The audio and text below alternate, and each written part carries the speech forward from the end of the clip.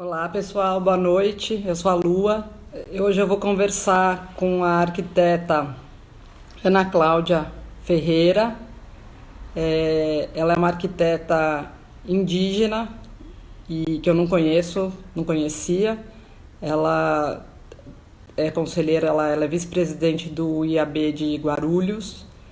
E então a gente vai fazer uma conversa aqui para se conhecer e também para falar um pouco sobre arquitetura, sobre o momento que a gente está e como que é ser uma arquiteta que veio de uma aldeia. A gente vai descobrir também onde é. Ana Cláudia, você está aí? Você conseguiu entrar? Nós estamos a fazer um projeto que provavelmente vai acontecer uma coisa aqui com as nossas Eu vou tentar aqui. Gente, é a primeira vez que eu estou manipulando essas lives do Instagram. Já fui como convidada e hoje eu estou como anfitriã e, e daí eu estou aprendendo aqui. Olá, André. Oi, consegui. Oi, Ana Cláudia, tudo bom? Oi, Lua, tudo bom? Tudo jóia? Boa Na, noite, pessoal. na minha tela você está deitada, Opa, mas eu não sei se eu. Acho que agora ficou. Agora você ficou na vertical. deixa eu só melhorar aqui que eu coloquei deitada também. Aqui tem uma luz também que dá um reflexo. Aí. Ana Cláudia, a gente se conheceu agora, nessa semana, a gente acabou de se falar praticamente um pouco antes da live. Então eu queria que você contasse um pouco quem você é, né? Da onde você veio. Vamos lá. Primeiramente, boa noite. Gratidão ao IAB pela oportunidade. Eu sou Ana Cláudia, vice-presidente do IAB Núcleo Guarulhos, e sou indígena da aldeia Pancararu, no sertão pernambucano. Como que escreve isso? Que depois a gente quer saber onde é. Pancararu, Pancararu é com K, tá? Só para Pancararu, P-A-N-K, É P de pá de bola no começo. P de pato, Pan, Tá, Pancararu. isso. Tá. E onde fica? Fica no sertão pernambucano, lá em Pernambuco, lá no Nordeste. Então, eu não conheço o sertão pernambucano. Tem alguma cidade próxima, assim, referência? Olha, fica a 600 quilômetros de Recife, que é a capital do estado, Tá, para melhor localizar. entendi. E quantas pessoas tem lá morando? Se eu for fazer a conjuntura do pessoal e da cidade que fica próxima, dá 13 mil habitantes na cidade que rege a aldeia.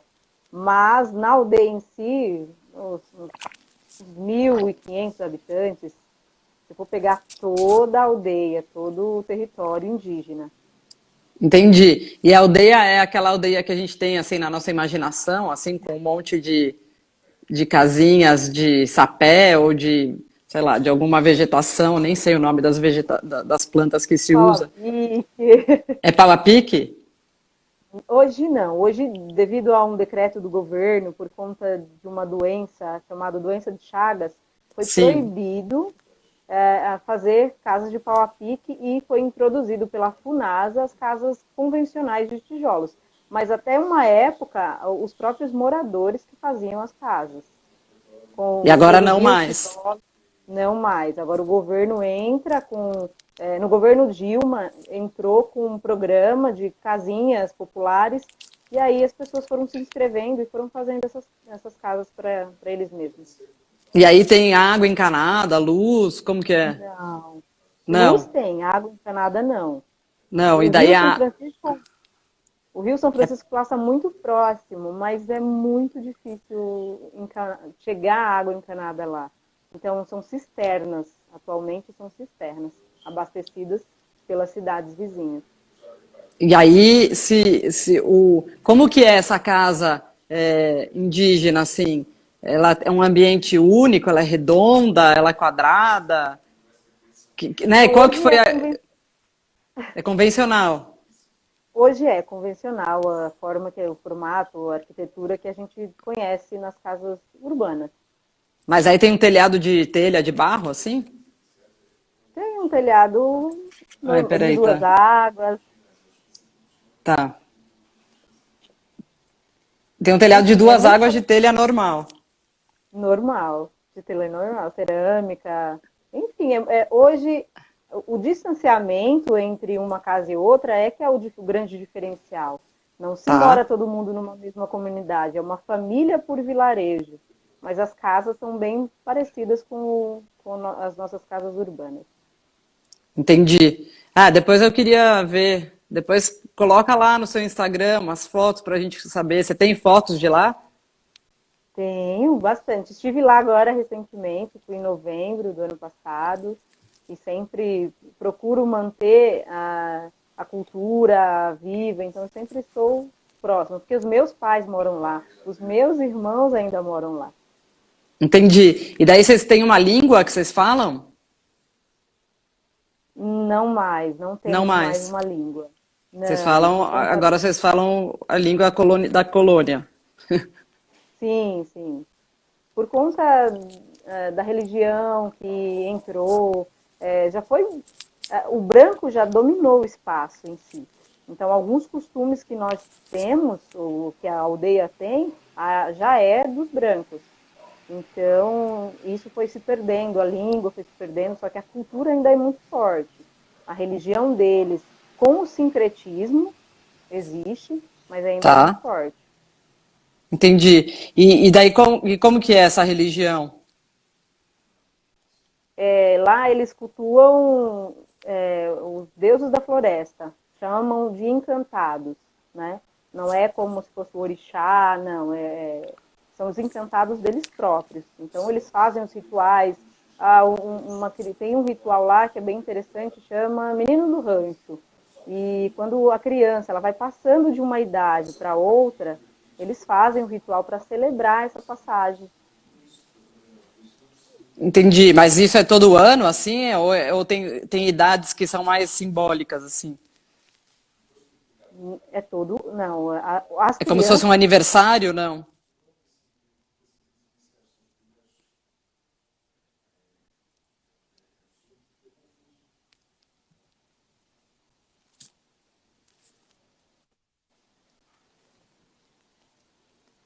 Oi, oi. Oi, agora sim. Não? Ué, aqui tá meio no... Tá me vendo? Tô te vendo. Então, eu achei interessante essa coisa das crianças. Mas é um ritual que tem algumas idades onde acontece ou é todo ano, assim, como se fosse um aniversário? Não, entre os 10 e 12 anos que acontece. Tá. E aí é um ritual, assim. Isso, é um ritual indígena. Explica um pouquinho. E você passou também por esse ritual? Não, porque só os homens passam. Ainda Ah, assim, a nossa cultura indígena, ela é bem ela machista. também é patriarcal. Totalmente patriarcal, totalmente. Esse é um dos maiores problemas até de eu não voltar ou não ir por conta disso. Que ainda é imperado pelo machismo, pelo homem. O homem determina, as regras são dele. Então, lá os homens dominam assim as decisões. Qual que é o papel daí das mulheres lá? A cozinha é sempre e lá como as coisas chegam muito mais demoradas, hoje não, porque por conta da tecnologia é até mais rápido, mas a mulher Tá. é a dona de casa e o homem atualmente sai para trabalhar, ou passa meses fora, é o mantenedor. Entendi, mas assim, no dia a dia da aldeia, então, não tem uma atividade dos homens, assim. Por exemplo, se Atualmente eles na aldeia, saem. Eles saem, as Então, mulheres ficam, as mulheres cuidam das crianças, as mulheres que cozinham, elas que vão fazendo tudo. exatamente. E os homens fazem o quê? Os homens vão trabalhar nas cidades, ficam às vezes meses sem voltar, porque lá é uma cidade onde não tem recurso industrial, não tem. A prefeitura é pequena, não cabe toda a maioria trabalhando. Então, o que eles fazem? Eles vêm para a cidade grande, ficam um Uhum. tempo, às vezes um ano aqui, ficam é, sustentando as suas famílias de longe. E as mulheres ficam lá cuidando das crianças, das casas. Entendi. Então a aldeia também ela não tem mais aquele perfil também que a gente acha que aldeias têm, que são autossuficientes, assim.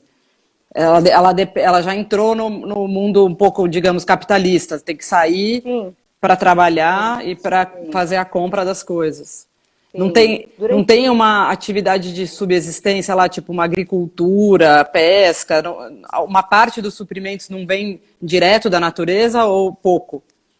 não mais por conta de, eu não sei se, eu vou falar até uma bobagem, mas essa política de fomento fez com que isso diminuísse muito. Na minha época, era todo mundo junto, era todo mundo partilhando. Até para construir uma casa, as pessoas elas se uniam, elas iam construir juntos, o vizinho auxiliava. E depois que veio a política do fomento, que são, não estou dizendo que os projetos sociais são errados, muito pelo Tá, contrário. Mas eu acho que houve uma acomodação das pessoas. E aí, ao perceberem que a agricultura foi devastada, foi deixada de lado, eles perceberam também que o valor recebido pelo governo não seria o suficiente.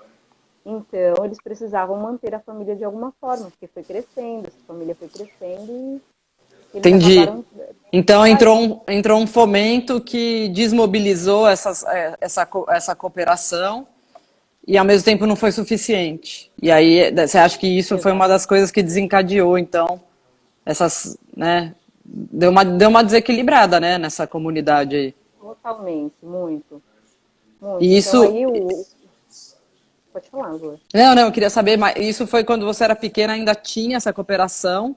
Porque quantos anos tem essa aldeia, né? Vocês têm essa tradição, tem uma memória escrita desse povo?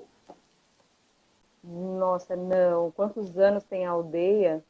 É que, sei lá, É, desde que eu nasci, eu morei lá até os 16 anos, mas não me recordo assim quanto tempo tem. Eu acho que, enfim, não me recordo mesmo quanto tempo, e é até uma boa discussão, uma boa pergunta que eu vou buscar essa informação. ô, Mas, por Ana, exemplo, meus pais, minha mãe tem 50 anos, então minha avó tinha 82 anos e ela sempre viveu lá.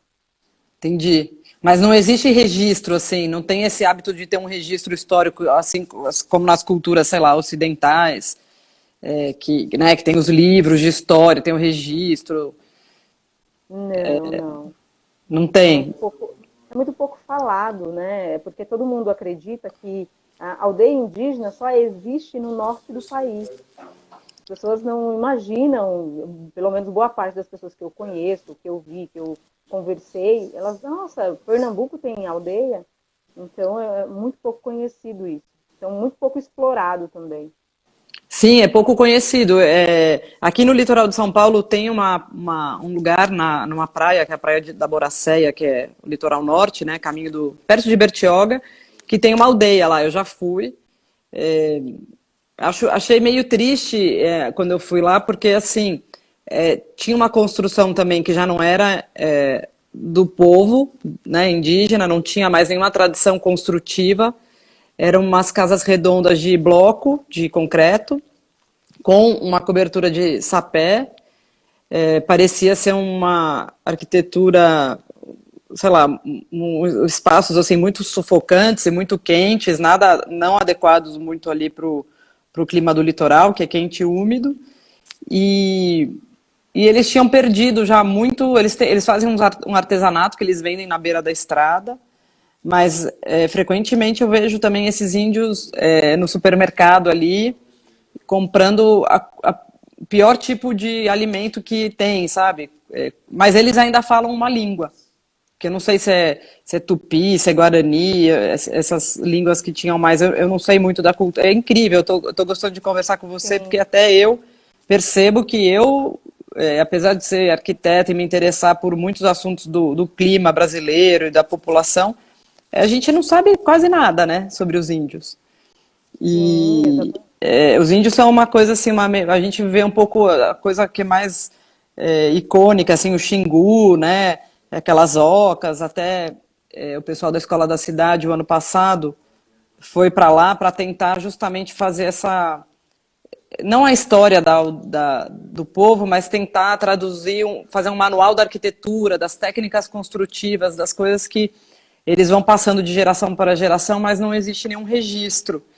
E foi super interessante o resultado, porque né, mostra como que eles amarram um tronco no outro, que planta que eles usam para fazer a estrutura, que planta que eles usam para fazer a cobertura. Todo um manual que é uma forma interessante, né, de você trazer um pouco desse conhecimento para essa civilização, né, colonizada aqui, que somos nós, inclusive eu, e que não conhece nada. E que, como você falou, né, como as aldeias mesmo não têm essa tradição, né, não faz parte da cultura esse registro, opa, caiu aqui, vai todo mundo somando e passando de geração para geração, acaba que a transmissão entre as culturas fica muito fraca, né? A gente não tem material, a gente não tem desenhos de vocês, a gente não conhece como que vocês produzem arquitetura, como que é a alimentação, como que se pesca, como que se tratam as plantas. Então, eu achei que esse intercâmbio de ter uns alunos que vão para lá e trazem um material documentado é muito rico. E aí eu queria saber um pouco também da sua história, Ana. Como que você resolveu sair desse ambiente e estudar arquitetura e como que você veio cair aqui em São Paulo? Nossa. Primeiro que para vir para cá foi por conta do patriarcado, né? Tá, De- mas não vou falar isso como vítima, não fui vítima. Mas sim, eu tinha 16 anos e a cultura da aldeia era você é obrigado a casar praticamente aos 16 anos, por conta de uma 16. qualidade de 16 anos, uma qualidade de vida muito precária, muito. Eu lembro ainda o governo da época, e Estão eu lembro que perguntando eles. aqui depois, vou anotar aqui a pergunta da Esther. Qual é o significado de Pancararu? Depois a gente vê. Continua, desculpa. Tá. E aí, por conta. Na época, o governo que eu saí de casa, na época era Fernando Henrique Cardoso. E existia Tá. um programa chamado Programa Emergência, que o governo pagava por família. Olha que absurdo, R$ 15 por família, para que eles pudessem tapar os buracos que existiam nas estradas não pavimentadas, estradas de estrutura extremamente precária. Então, aos 16 anos, eu praticamente fui obrigada a casar com alguém que eu não conhecia e vim Da para embora aldeia. porque ele morava. Não, Não, você não, casou não. com alguém de fora da aldeia. Você é obrigado a casar, não Sozinho. importa com quem. Com quem? Você tem que sair, vai viver a sua vida, é uma boca a menos, tá ok, tá ótimo. E quem que Porque arranja não esse tinha. candidato de marido aí? Às vezes a mãe conhece uma pessoa daqui de São Paulo, ou que morou lá e veio embora, ele te apresenta um rapaz que tenha praticamente a mesma idade que você, e aí você é condicionado a isso. Olha, você vai casar com fulano de tal. E isso é uma E aí eu tradição já indígena também. atualmente, hoje as mulheres elas estão se empoderando mais, elas estão mais ativas, estão saindo mais para estudar, então isso está se perdendo. Mas na minha época, todas as pessoas que eu conhecia casaram aos 16 anos. Minhas E aí, primas casaram aos 16 anos. tá, que estranho, né? Assim, não sei, acho que isso dentro da aldeia, né? Como é que será que funcionava, né? Os casamentos antes e depois, de repente, o casamento vira uma obrigação, assim, que pode ser qualquer um de fora. Sim, Daí, eu acredito que isso venha passando de geração para geração. A minha avó, a minha bisavó casou também por. Ah, você vai casar. Na época da minha avó era muito pior, né? você nem via o seu noivo anterior, antes do casamento. Eu conheci um mês antes, mas praticamente a minha mãe me deu uma passagem de ônibus sozinha e eu tive que vir embora para São Paulo. Para casar. Sim, para casar. E aí você Exatamente. Então, e aí você casou, tá casada ainda? não, com a mesma pessoa não. Estou Não. casada agora, mas eu escolhi, eu encontrei, não com a mesma pessoa. Não Não. tem como manter um casamento dessa forma, assim, eu tenho muito respeito por ele, tenho muita admiração, mas quando eu comecei a verificar que essa não era a vida que eu queria e comecei a me ressignificar, eu falei, esse casamento não é para mim. E aí Não você foi o que eu... separou. Aí eu separei. E aí você já estava aqui, Separei. daí a sua família já não controla mais isso.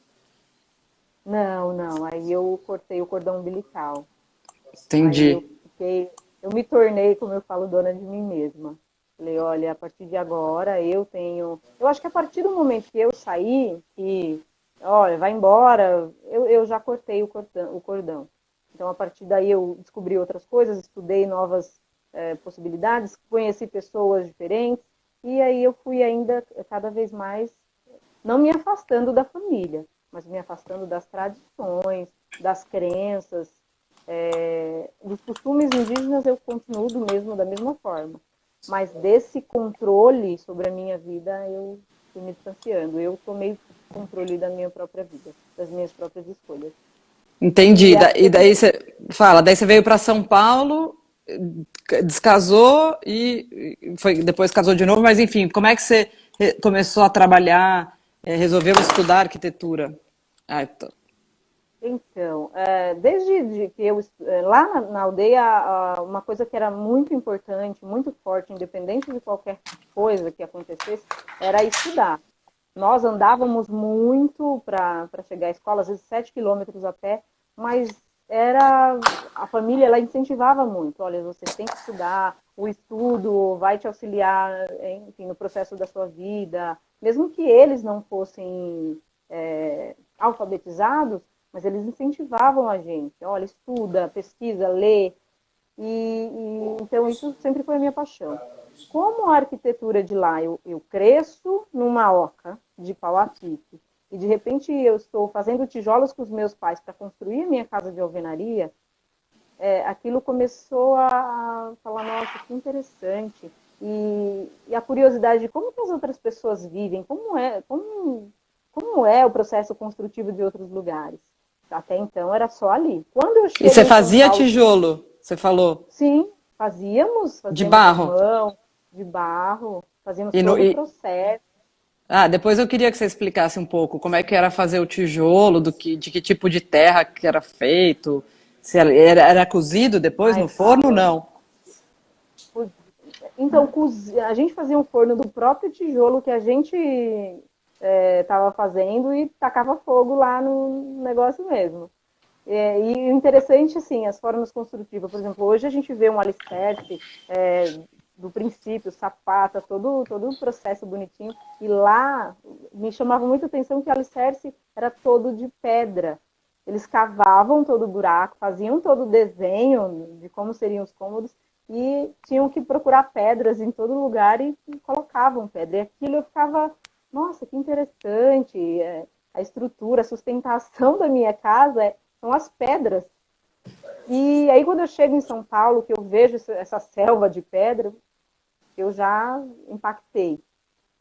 Porque eu sempre sonhei em conhecer, eu sempre vi em livros como era, mas eu Tinha impactei. livro lá, tinha muito, Sim, você ia para a escola, andava todos esses quilômetros, daí tinha toda essa referência do Sudeste. limitada, mas tinha. Tá, Limitada, porque as escolas não são multidisciplinares, então era aquele conhecimento básico. Só que eu entendi. lembro que eu ganhei uma vez um livro da minha mãe e aí tinha todas as matérias, era um livro bem grosso, e aí eu comecei a vasculhar, entender como funcionava cada processo, cada cidade, as aglomerações, enfim. E aí quando eu chego em São Paulo, que eu vejo tudo Que ano que era lindo, que você chegou em São Paulo? 2004. 2004, tá. 2004. E aí onde eu fui morar era periferia, mas não chegava a ser uma comunidade. Só que o entorno tinham duas comunidades. E Tá. aí outro impacto. Então Comunidade todo esse processo favela. de entender isso, favela. Então entender tudo, nossa, que diferente que as pessoas vivem. Você sai de um lugar que é tudo praticamente igual e depois chega em dois ambientes diferentes, em duas linguagens arquitetônicas diferentes. Aquilo para mim foi assim, eu não digo aterrorizador, mas as fichas caindo. Eu falei, nossa, eu quero estudar isso. Eu quero descobrir como que se dá esse contexto dessas duas formas de viver. Uma tão precária e a outra tão bela, tão bonita, tão elitizada. E E aí, aí, só que você estudou daí aonde? aqui em arquitetura, É, então, primeiro eu fui fazer a administração de empresas. tá. Porque visava mercado, precisava trabalhar para sustentar a família. E em 2013, depois que eu conheci o meu marido atual, eu falei para ele assim, o meu sonho sempre foi fazer arquitetura. Aí eu expliquei a história para ele. Mas eu preciso trabalhar, eu vou fazer mercado exterior. Ele falou, você é louca? Se você quer fazer arquitetura, isso eu já tinha 24 anos. Se você quer fazer arquitetura, vai para arquitetura. Não perde mais tempo. E aí eu fui. Eu estudei aqui na Universidade de Guarulhos. Você estudou na Universidade de Guarulhos e se formou faz pouco tempo. 2 anos. E agora Então, você está olha e como eu agora você está percorri. trabalhando. Não, é Agora incrível. eu A gente precisa conversar mais dessa trajetória. Eu estou deixando você contar um pouco assim até o fim para a gente voltar em alguns lugares, mas agora você está trabalhando com arquitetura. Então, agora eu faço home office, trabalhei para alguns lugares, trabalhei em algumas outras vertentes, assim, bem parecidas. Fui para marcenarias, trabalhei com ele um tempo em construção de galpão. E agora eu falei, agora eu preciso desenvolver a minha própria linguagem. E até Uhum. então você aprende a linguagem do outro, você vai pegando aqui e ali, para você formar a sua própria linguagem. E aí eu resolvi há um ano falar, agora eu quero trabalhar para mim, mas dentro de um contexto de urbanismo também, porque eu não concordo, não é que é errado, mas eu quero trabalhar uma linguagem que vise a minoria, que a gente fala, mas que é a maioria. Eu não concordo, eu não concordo que eu tenha Exatamente. uma casa bacana, eu tenha um quarto bacana e o vizinho ali do lado talvez não tenha. Não tem uma estrutura ou não tem um banheiro dentro de casa. Então, como eu já passei por todo esse processo de saber a dificuldade que ter uma casa um tanto que precária, que não tem estrutura suficiente, então eu quero isso para as outras pessoas. Sim, e agora é quase que meio. Bom, acho que para a gente que estuda, já é óbvio há muito tempo, né, que está faltando uma política urbana que justamente garanta que todos tenham um banheiro. E agora ficou uma questão urgente, né, por causa dessa contaminação do coronavírus. É, tá evidente também, acho que talvez, eu não sei, né, mas eu gostaria de acreditar que talvez a elite brasileira vai começar a enxergar que não adianta você estar no melhor lugar do navio, na classe A, se o navio está afundando, porque, né, eles estão deixando uma base, que você falou, que é muito precária e que não é da minoria, né? A maioria está muito precária, a maioria está no emprego informal, a maioria está sem casa, a maioria está sem o direito à cidade, e essa maioria é a que tem mais chance de ser infectada agora, né? A doença, na verdade, veio um pouco da elite para baixo, porque era de quem viajava, de quem teve na Europa, nos Estados Unidos, mas a hora que ela chega nessa minoria totalmente desfavorecida, ela vai se alastrar, né? E isso vai criar um problema que vai gerar, acho que está gerando já, né? Uma certa reflexão. E Sim. eu não sei aí em Guarulhos como que você vê assim a situação, mas aqui em São Paulo acho que também vai ter uma mudança também, por exemplo, eu posso dizer que eu sou da elite, a gente já está super favorecido, o fato de você ter uma casa, trabalhar, ter um salário razoável já me faz quase que de uma pessoa rica no contexto do Brasil, né? De tanta gente pobre que ganha menos de um salário mínimo e tal. Mas eu me considero, assim, uma pessoa de, sei lá, classe média, mas eu dependia de uma pessoa que vinha trabalhar na minha casa, porque a estrutura também de organização da minha vida estava baseada na escola das crianças, que dura 5 horas só por dia. Então, tem uma empregada que fica aqui no resto do tempo, que faz a comida porque eu não tinha tempo de fazer, porque eu tinha que estar no escritório trabalhando. E isso na Europa não tem, né? Então, isso vai, eu acho que aí essa pessoa que trabalha comigo aqui, trabalhava na casa da minha mãe, a Ilza, trabalha aqui, sei lá, comigo há 20 anos, ela está em casa lá há quase 2 meses. E eu vou ter que reaprender, né, a montar minha organização aqui sem depender de uma pessoa que vem aqui, lava a louça, faz comida, faz faxina. Não, não tem mais, né? E eu acho que, agora, ao mesmo tempo, é um monte de gente que depende desses empregos informais, que é um potencial enorme do país. E o que essas pessoas vão fazer, né? A hora que a gente se reestruturar, essas pessoas que trabalham nesse né, vamos dizer, subemprego, o que elas vão fazer, né? Então, eu acho que são questões que vão também mudar a configuração urbana, né? Porque, por exemplo, essa pessoa que está lá, né, que mora e depende de um metrô, 2 horas de metrô, ou de trem, ou de ônibus, não vai chegar mais nos lugares de trabalho, né? Ou vai chegar, mas enfrentando um risco. Então, no fundo, assim, o que eu acho interessante que você falou, né, de urbanismo, que você quer trabalhar com urbanismo e com essa coisa da desigualdade entre as casas, também a gente vai enfrentar essa questão, né, dessa desigualdade também no território urbano, né, onde as pessoas não vão mais, muitas não vão conseguir chegar num emprego e muitas dependem desse tipo de emprego porque não tiveram educação para fazer outra coisa. Então, às vezes eu fico pensando assim que a gente vai quebrar esse círculo vicioso, né? Por causa de um vírus que também faz você pensar o espaço, né, da cidade. Isso que eu acho interessante. É um vírus, mas a gente vai ter que repensar a condição da distribuição da cidade, da distribuição da renda. Agora, se isso vai, né, com esse tipo de governo que a gente tem, que nem é governo, não quero nem falar disso, mas se isso vai acontecer, eu não sei, mas alguma coisa eu acho que vai mudar, você não acha?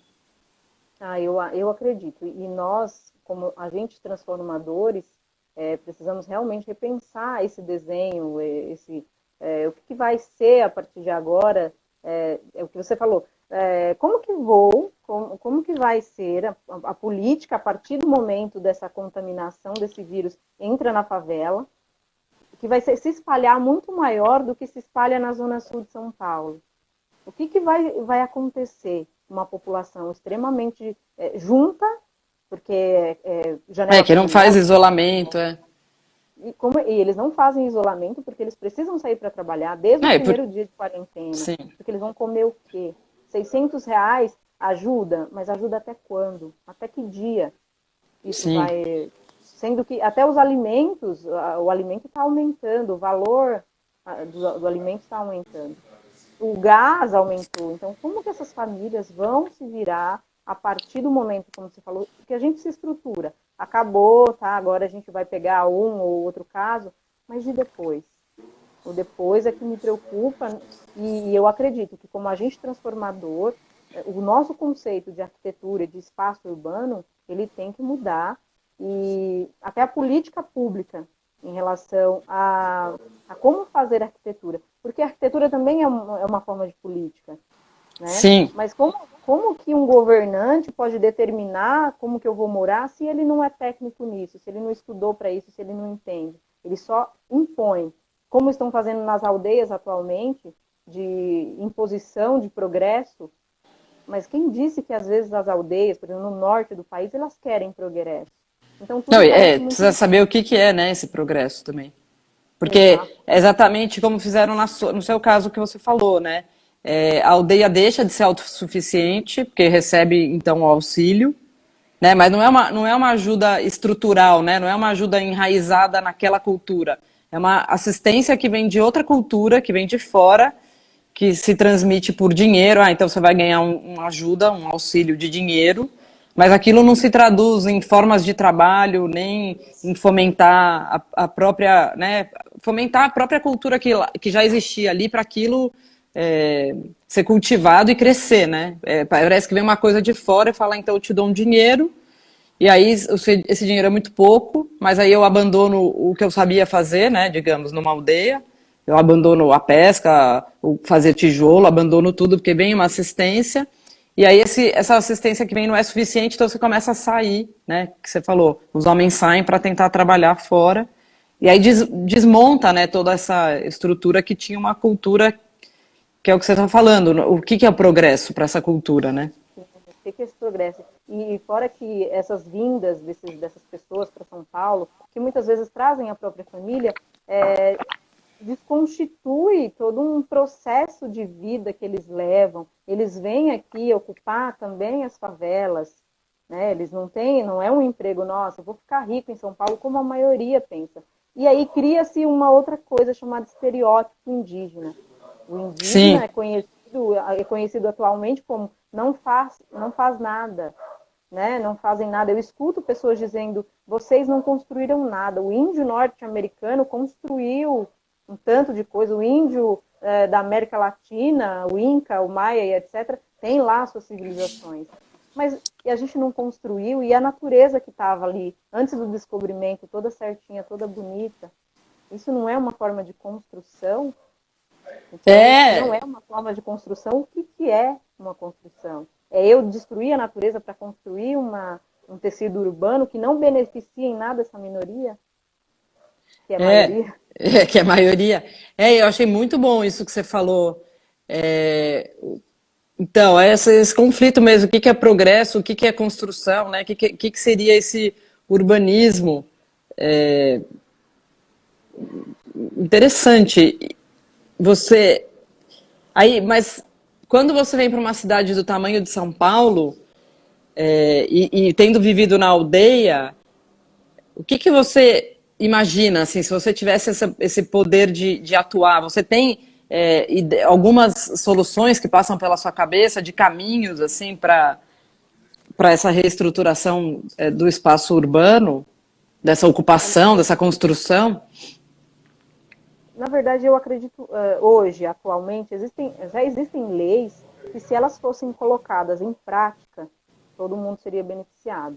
Não uma parte ser beneficiada e a outra simplesmente ser esquecida. Então, existem leis que eu acredito que atenuaria esses efeitos vamos supor, da especulação imobiliária, que é um dos grandes problemas hoje em dia, de você retirar uma família de um lugar, né, sei lá, Uhum. que invadiu para construir prédios elitizados e jogar esse povo, sei lá perto do rio Tietê, que é extremamente poluído. Que é o caso de Guarulhos, se a gente pegar alguns bairros.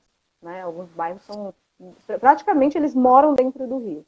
Então, existem políticas que eu acho que, se elas colocadas em práticas, como, por exemplo, assistência técnica, beneficiaria tanto os arquitetos que conheceriam um pouco mais dessa realidade, quanto as Uhum. pessoas que moram nessas comunidades, que seriam reestruturadas, teriam uma casa com uma estrutura bacana, com seus quartos todos salubres.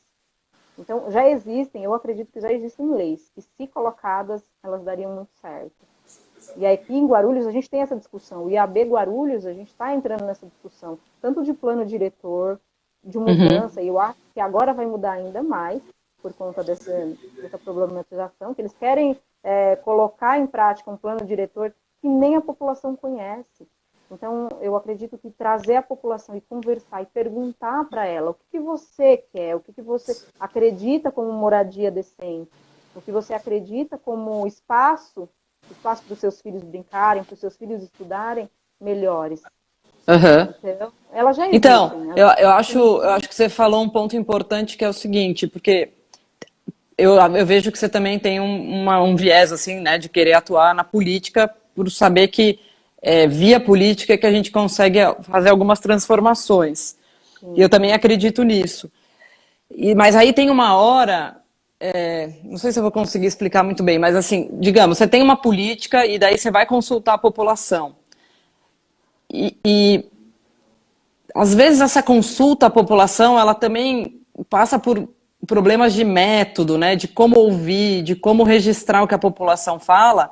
E daí eu acho que o arquiteto, não sei se você concorda, ele entra numa chave assim muito importante, que com a sensibilidade, né, e com o seu conhecimento de arquitetura, tentar conciliar essas coisas, né? Às vezes a comunidade não sabe, ela sabe o que ela quer, talvez, mas às vezes ela nem sonha, ela nem sabe o potencial que um lugar tem, né? Às vezes o arquiteto ele entra como um tradutor, né, entre a política e esse desejo dos moradores, né? Eu adotei uma praça aqui no centro, na frente da minha casa, que é a Praça Rotary, que a gente chama de Vila Buarque, porque a gente quer desvincular ao Rotary, que é essa instituição que, enfim.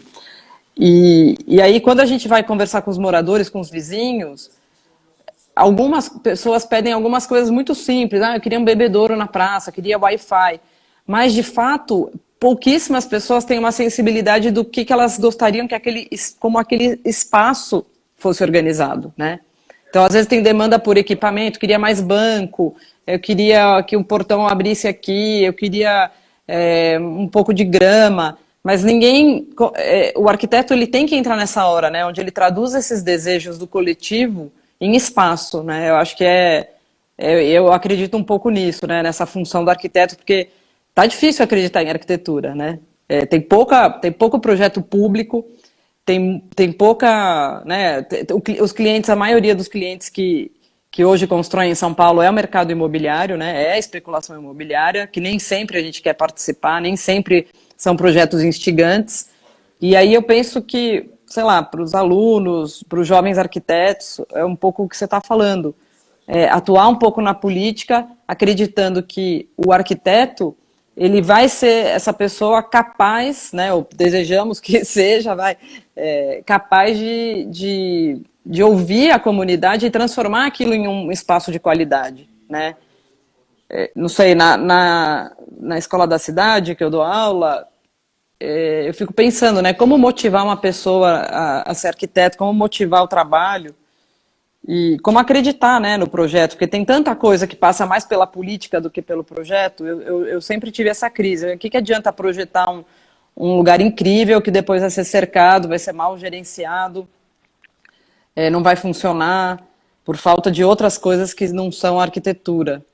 Mas daí eu tento pensar assim, por exemplo, dos vários SESCs, né, que tem em São Paulo, que são os espaços coletivos que eu acho de maior sucesso assim no Brasil, dos vários SESCs, poucos são aqueles que o espaço realmente contribui e faz diferença e que são os melhores, né? Que é o Sesc Pompeia, o 24 de maio agora. Tem muito SESC que tem um programa super bom, é o mesmo programa, tem a piscina, tem o clube, tem a ginástica, tem a quadra, tem a sala de música, mas não realizam, né, plenamente o objetivo. Por quê? Porque não tem um bom projeto. Então, acho que, para mim, essa é a chave para saber que um bom projeto tem a capacidade de ser transformador, né, mesmo que a gente enfrente outros problemas políticos. Então, quando você fala de se aproximar da comunidade, eu acho que tem que ter essa aproximação. O arquiteto seria um bom agente, né, para fazer essa aproximação, de traduzir esses desejos. Sim, além disso, você falou uma coisa bem interessante. Não vai saber traduzir o espaço, mas por que ela não vai saber traduzir? Porque não tem informação, não chega informação do que realmente é arquitetura. Se a gente hoje busca no Google arquitetura, só vai aparecer os prédios mais lindos do mundo. E quando as pessoas elas olham esse tipo de desenho, elas já, dentro da crença que ela foi submetida a ter, ela fala, isso não é para mim. Então, não existe que seja política, vamos falar de política porque ela é o social da história, o que se fosse realmente certa, se fizesse isso para essa população. Então, não há nenhum programa que chegue até as comunidades e explique realmente o que é arquitetura, o que é espaço para essas pessoas. Porque elas querem isso, elas querem um espaço onde elas tenham o domínio, elas possam entrar. Não tem a burocracia de, nossa, eu tenho que ir... tem o SESI, eu vou dar um exemplo, o SESI aqui próximo. O SESI fica bem próximo a uma favela de Guarulhos e o SESI tem N serviços. Só que a população parece que só consegue acessar quando eles fazem aquela ação solidária. Uma vez por ano, aí a população entra. Então, esses espaços, eles precisam ter políticas, programas que atendam a população o ano inteiro, não uma vez por mês, uma vez por ano, para cortar o cabelo, para tirar um RG. Porque Sim, daí... eles têm muito mais a oferecer. Sim, e daí isso passa pelo aquilo que você falou, que você tem essa crítica de que os índios não construíram nada, mas acho que eles construíram esse senso, né, de coletivo, né, esse senso de respeito à natureza, né? Exatamente. Então, Né, o fato dos índios daqui terem um pouco, eles têm pouco de uma arquitetura permanente, né? Eles sempre lidaram com um ambiente muito generoso, né? Uma natureza muito generosa, muito diversa, muito exuberante, e o próprio fato deles não quererem intervir com permanência nesse ambiente já é de uma sabedoria enorme, né? Agora, acho que eles interferiram na natureza com muita delicadeza, né? Com muito pouca agressividade. Então, quando você fala desses espaços aí do SESI, não pode entrar, tal. Então, qual que é o legado, talvez, um legado dessas comunidades, dessas aldeias indígenas? É saber que todos os espaços são de todos, que todo mundo pode entrar, né? Ou que nem tem um espaço para entrar, tem só um lugar para ser de vivência. Então, eu acho muito bonito, assim, você poder trazer isso para o seu trabalho. E eu acho que tem a gente tem muito que aprender com você. Eu gostei. A gente vai ter que, talvez, ir começando a encerrar, né? Porque eu acho que são 6h50, né? E eu acho que a live, do Instagram, ela cai automaticamente, né? Depois de 1 hora. E eu queria saber, assim, quem quiser conversar mais, Ana Cláudia, com você, saber mais. Por exemplo, eu achei muito legal que você falou que você fazia o tijolo, né? Que tipo de casa vocês construíam? Como é que vocês dimensionavam essas casas, né? Vocês tinham trena ou tem um dimensionamento que é do corpo humano? Tem regra ou cada um faz do seu jeito? Interessante, na época o dimensionamento era o corpo. Era o corpo. As palmas, eram os pés, né? Então, era assim que se media o espaço. Não tinha uma ideia de, olha, quantas pessoas vão caber aqui? Seu quarto precisa ter 13 metros quadrados. Não, eles iam fazendo esse desenho no chão para depois fazer os buracos, para fazer o alicerce, dentro das medidas dos pés, da junção das mãos. Era assim que nós fazíamos. E era uma atividade daí coletiva, envolvia homens, mulheres e crianças, ou era mais voltada para todo mundo? Todo mundo. Nós não víamos, a criança não pode trabalhar. A gente tinha um tempo, que era o tempo da brincadeira, porque a gente tinha terreiros enormes, mas tinha um momento que todo mundo tinha que trabalhar junto. Vizinhos vinham ajudar. Se alguém precisasse de uma casa, mas não tivesse condições, juntava a comunidade praticamente inteira e ia auxiliar essas pessoas. E a casa, daí, você tinha esse direito de fazer sua casa em qualquer lugar e você não precisava comprar nenhum material. Todo o material era extraído lá mesmo. A pedra, vocês conseguiam lá, tudo de lá. Tudo de lá. Tudo de lá, terra de lá. Terra de lá, tudo era vernacular. Tudo. E a madeira também. Também, a gente buscava-se madeira, lá é caatinga. Isso, a madeira é pequena, né? As árvores são pequenas. São pequenas. São, nossa, birradinhas. Então, fazia tudo lá. O telhado vinha com essas deformações, né? Porque a madeira não é retinha que nem a gente vê hoje em dia. Então, vinha essas deformações, eu achava a coisa mais linda, aquele teto deformado com as madeiras retiradas da caatinga. Então era bem vernacular, era bem E ainda existem grosseiro. essas casas ou não? Foram todas destruídas já? Então a maioria substituiu por essas casas. Algumas pessoas ainda permanecem em suas casas, fazendo alguns reparos, mas a maioria foram substituídas pelas casas que foram distribuídas pelo governo, dentro do Entendi. programa habitacional. Então o governo vem de cima para baixo, né? Sem tentar, aquilo que a gente estava falando, sem tentar fomentar, né? Incentivar uma coisa que já tinha uma cultura, né? Então, já, mesmo sendo uma Isso, ajuda, né? Teoricamente, ela já é uma ajuda agressiva, né? É uma ajuda de imposição, né? Não é realmente ajudar, né? Não é realmente acolher e transformar. É vir de cima para baixo exatamente, com um novo de padrão. cima para baixo. Então, foi. Não, mas eu queria te perguntar o seguinte: quem quiser conversar mais com você, te perguntar mais coisa, pode Pode entrar ficar lá onde? no meu Instagram, me fazer perguntas, eu respondo tudo. Se precisar passar o WhatsApp, eu passo também. E quem quiser conversar, é só mandar um direct, que fala. Olha, eu vou te dar uma. Eu gostei muito da conversa, achei super interessante sua história. Não conheço outra pessoa indígena arquiteta, que é uma pena. Acho que você pode, meu, transformar muita coisa, porque você tem esse olhar de quem era.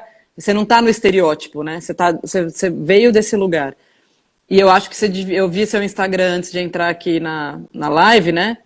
E não tinha nada. E eu acho que você deveria contar muitas histórias lá. Então, eu fiz uma pegadinha com o Instagram atualmente, eu tirei todas as informações e eu coloquei lá que eu estou em construção, né? Porque eu Aham. descobri mesmo dentro desse meio e eu quero trabalhar isso. Então, eu vou começar a trazer no Instagram essas questões do urbano, do indígena.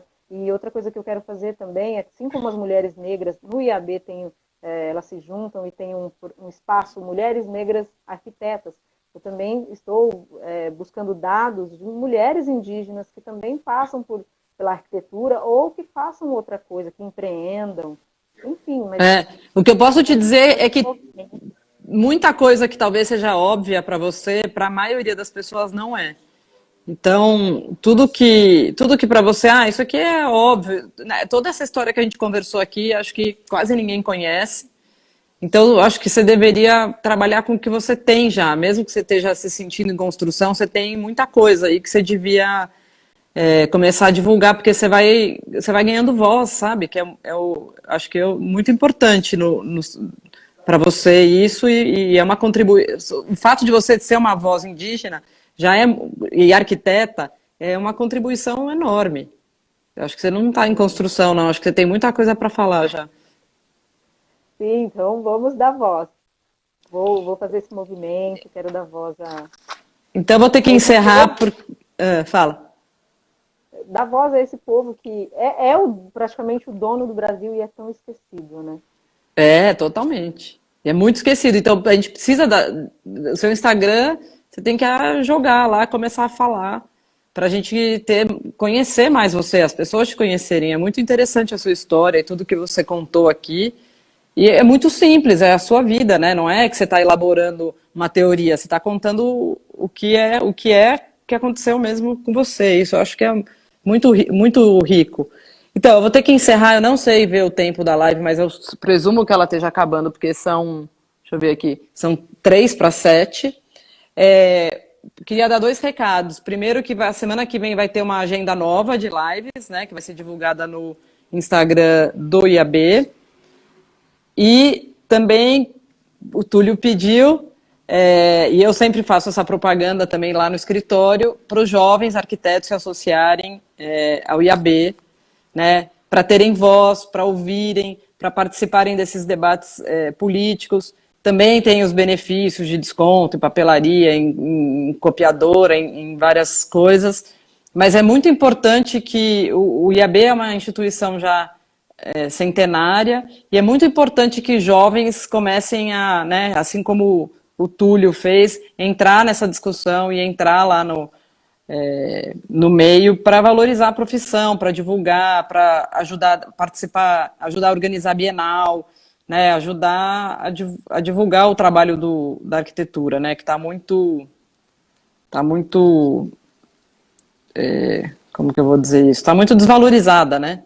Acho que tanto na discussão urbana quanto na discussão do mercado imobiliário, a arquitetura tá em segundo plano, mas, de repente, um vírus, né, uma coisa tão pequena vai causar uma transformação. Então, eu também acho, Ana Cláudia, que você é uma pessoa que veio lá da aldeia do desconhecida, longe, é uma pessoa só, é uma mulher, né, que veio para cá sozinha, mas essa pequena voz, ela tem, né, quando ela vai se juntando com outras, ela tem essa capacidade também de transformar, né?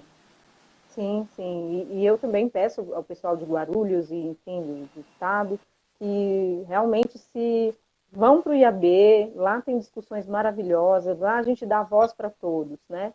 E falar também que a partir da semana que vem o IAB Guarulhos também começará a fazer as suas lives, vai ter sua agenda, a gente vai discutir isso muito mais com uma população mais abrangente. Muito bom.